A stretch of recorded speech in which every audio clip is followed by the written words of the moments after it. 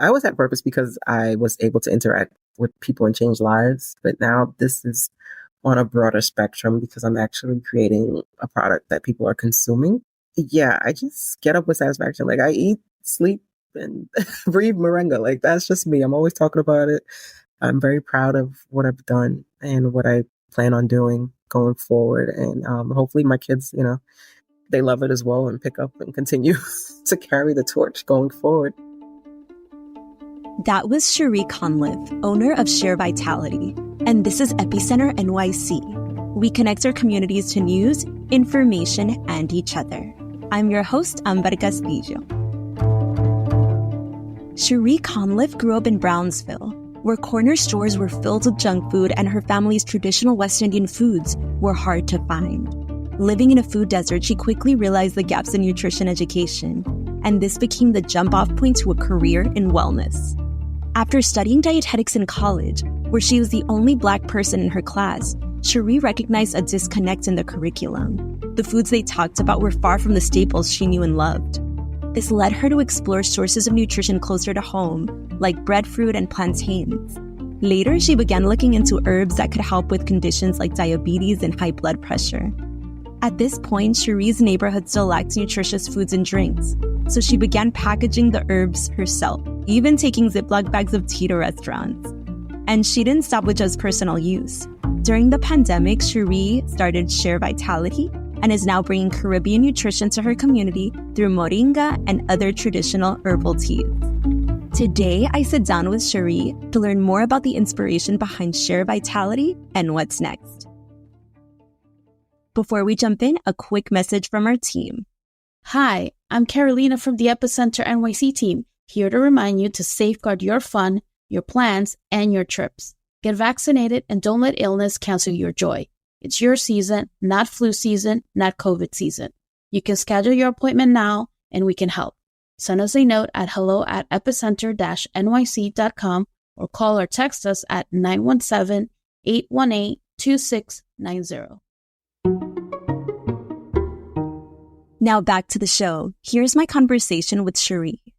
My name is Cherie Conliffe. I'm a registered dietitian and the owner of CherVitality, which is a wellness company. We curate immune-boosting tea blends, and we also host wellness events in the community. So I do teach classes about nutrition and also do fitness and wellness programs with seniors and toddlers. And when you say your community, what is your community? So I actually grew up in Brownsville, Brooklyn, and over there is kind of like let's say a food desert, so to speak. We're surrounded around junk food and corner stores and stuff like that. Nutrition wasn't really something that we learned about. I found it interesting that no one spoke about that, and I thought that we need more people from the community to be educated on how nutrition can impact our health. So we're plagued with a lot of chronic diseases over there because it's very overpopulated. And then I moved to Queens because I needed more space. When did you move? What age? Well, I moved to Queens in 2019, actually. Yeah, right before the pandemic. Yeah. And then if you can remember back to when you were growing up in Brownsville, and can you remember maybe an experience or a time when you were first thinking about the food and nutrition disparities you mentioned? That is a food desert. Yeah. Was there a particular experience or something that led you to this path to think about nutrition and education and all of that? Yeah. So I grew up in a West Indian household. And a lot of the foods that we eat weren't really readily available in my neighborhood. A lot of my classmates and stuff, they ate, like chips and candies, a lot of different dyes and things like that. And then I started learning more about like attention deficit disorders and things like that. And they were hyperactive. And it's really because of the foods that they're consuming. And then it wasn't until I actually left Brownsville is when I realized that it was an issue. So I attended the University of Connecticut. And then I took up an elective of nutrition, and I said, wow, this is really interesting. I've never learned about nutrition in school throughout my entire school education system, which is bad because, at a young age, you should learn about what food you should eat and things like that. They taught us to say no to drugs, but nothing about nutrition and how the body works. So after when I learned about the different health disparities when I was amongst a different population, I realized that we were really underserved as far as the nutritional knowledge. So I was the only Black person in my program. At that time, when I went to University of Connecticut, there was 5% minority. And I was the only Black person in my entire didactic program for dietetics. Even the curriculum, it was more based upon Western culture, food groups that we don't eat. A lot of it was like hummus and quinoa, things that I didn't grow up eating. So it was healthy, and that's what they're teaching you to eat, but it wasn't culturally diverse. So I took it upon myself to learn about other sources of protein and starches. Like we have breadfruit in the Caribbean, we have plantains and things like that. And they have nutritional benefits, but they don't teach you that in school. So you kind of have to explore to get diversity. So I push for that in the University of Connecticut as well. Like, let's explore other food groups. And how do you think that landscape has changed? Do you feel like there's more of a community now? Like you said, more people. Absolutely. I see more people of color attending the university. Also, I think the internet picked up more. So there's more people online speaking about it. And actually, standing up for their rights. Before we just, whatever we were taught, we just went along with it. Now people are having voices and saying, hey, what about my people? Or what about, the way how I live? Like it can't just be one dimensional, you know what I mean? Yeah. So I've found that I see growth now. Can you connect the dots from the graduating from the University of Connecticut and then starting this business? Yes. So when I was at the University of Connecticut, that's when Facebook just started. And you had to have a school account to be on there and things like that. And then people started making more social subgroups, like I stated before. So afterwards, I graduated and I got recruited to start in a hospital. The hospital was actually in Brownsville, Brookdale Hospital. It was very diverse. So it felt like home for me, and I was able to educate people who look like me and eat like me on, ways they can improve their health. And then what happened in 2015, I started reaching more into herbs. And I asked my mom, she's from St. Vincent. I asked her, I said, I don't like pills. I want you to find like the most nutrient dense herb you could find that doesn't taste bad. A lot of times they have different teas that are bitter and really nasty and stuff like that.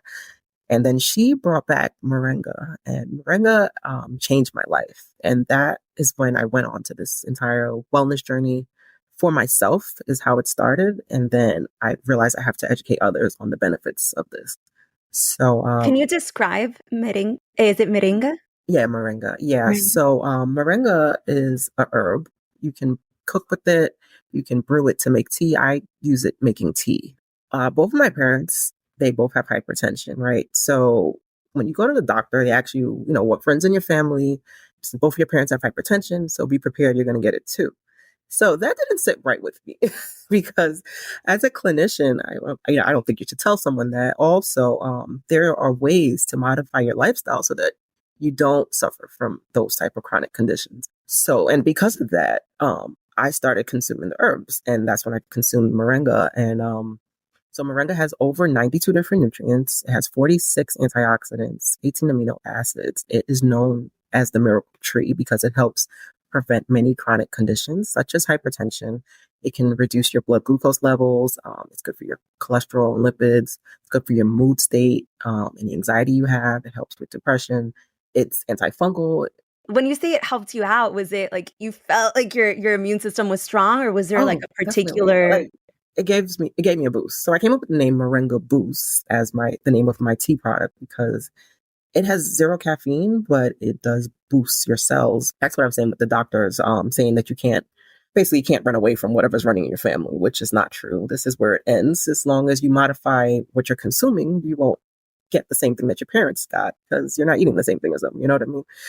So within 2 weeks, like I really felt like a boost of energy. All my labs improved. Your mind state. I dealt with a lot of psych patients, and I have like mental clarity. I'm calm. Like if you want to call me unbothered, that is me. Like I can never be bothered by anything.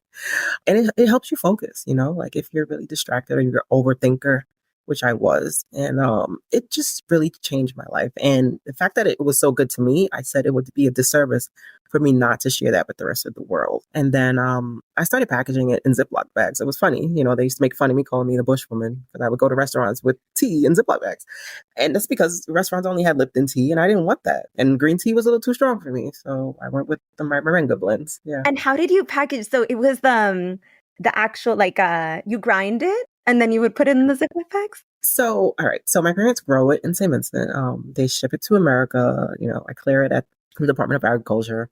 And then you could take the leaves and you just put them in tea bags if you want, or you could use an infuser. So originally it was just Ziploc bags, and then I started packaging it professionally. And then I brought it to the farmer's market. That was in 2021, actually. Yeah. Can you talk about like what your family's response to, or, how did they feel about you starting up this business?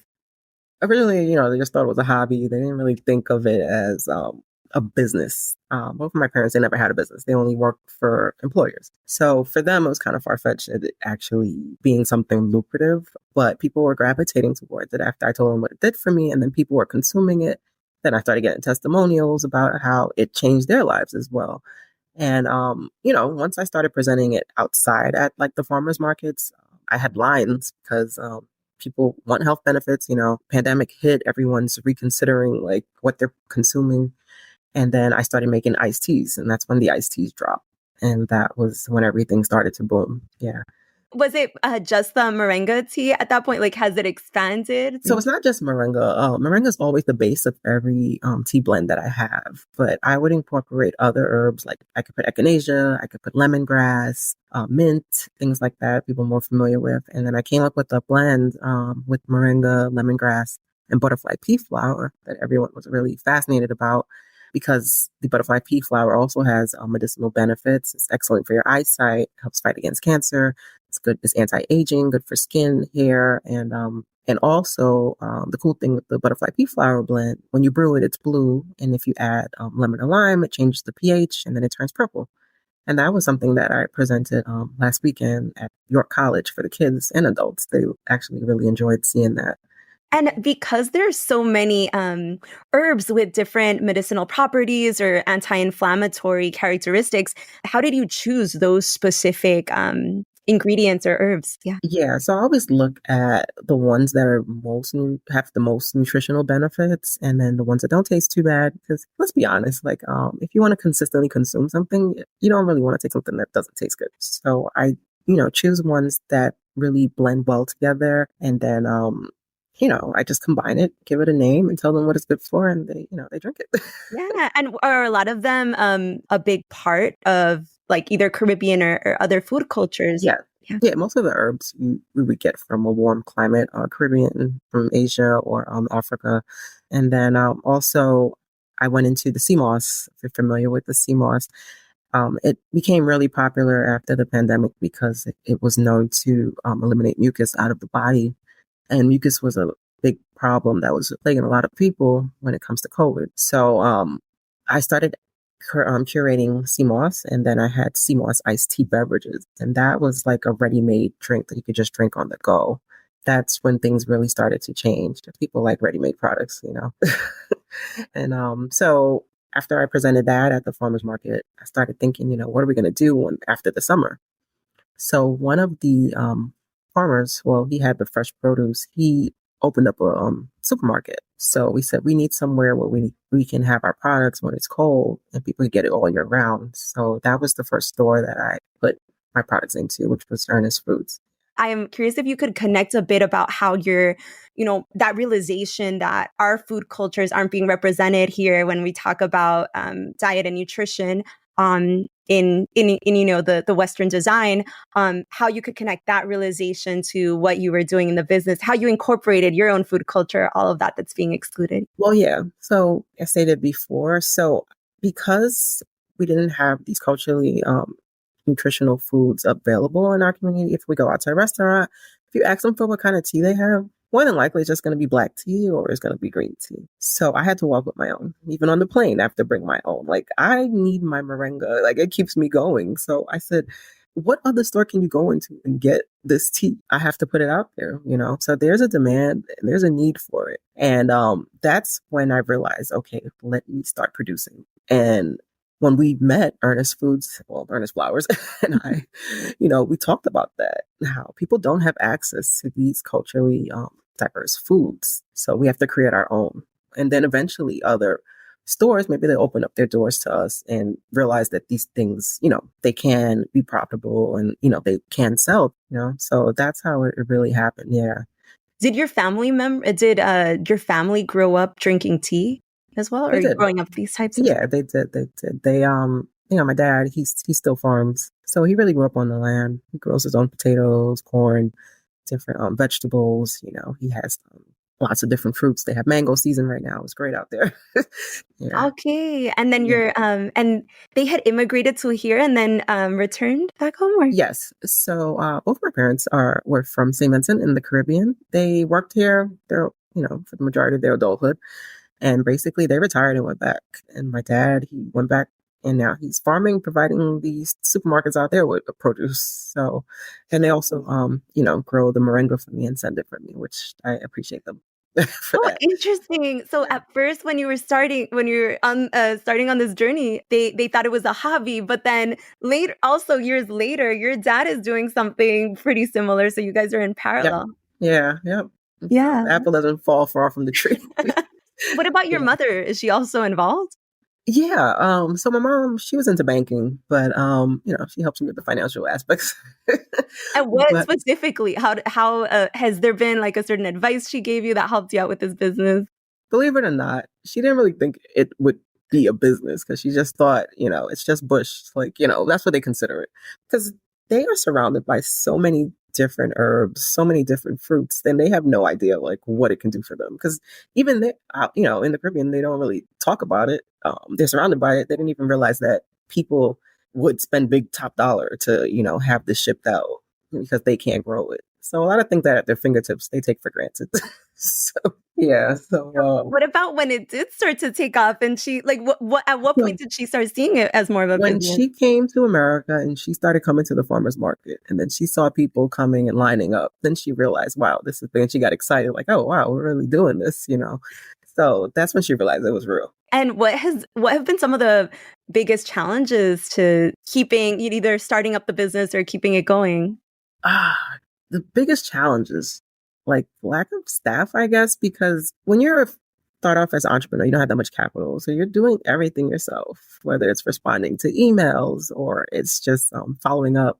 Now they have AI and different automations that can help you. But yeah, the biggest challenge is pretty much doing everything and trying to be everywhere. Yeah, quality control is very important to me. So I always want to make sure that you're following the recipe properly and it tastes the same exact way. So I want to be there all the time, to make sure. And then there's like so many different events, so many different opportunities. And I can't be everywhere because I also work and I also have kids and they have homework. So time management, I think, is the hardest thing. In your business, in your work, what most brings you joy? I just love to hear people's response, like after they drink the tea. I like to hear about like how much it did for them. I like to see them smiling, saying, "I never knew that I could actually stick to something that's healthy." That's the part I like the most. And now, recently, I've been curating like healthy social events because usually when you go out, everything is just drink alcohol or eat junk. So I curate different tea parties. So I actually have a tea party coming up, June 23rd. This is my third one in Queens. So at the tea party, if people are able to come out, dress up, experience different selections of healthy moringa boost teas. We even have foods with moringa in it. We do mocktails. We do cocktails as well. We have a wellness panel. So we collaborate with different people in the neighborhood or different business owners.